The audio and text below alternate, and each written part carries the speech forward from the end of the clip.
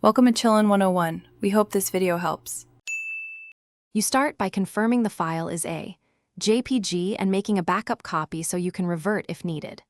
Once done, open the image in your editor of choice, Photos app, Paint, Preview, or a dedicated editor.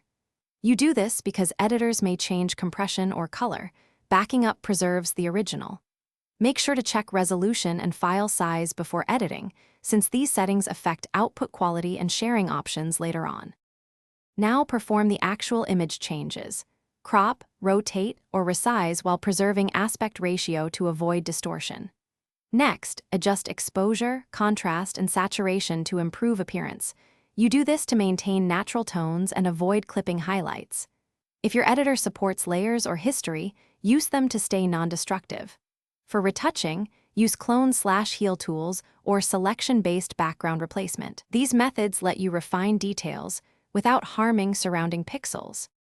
Finish by exporting the edited image as a JPG and choose quality around 80 to 92% to balance file size and visual fidelity.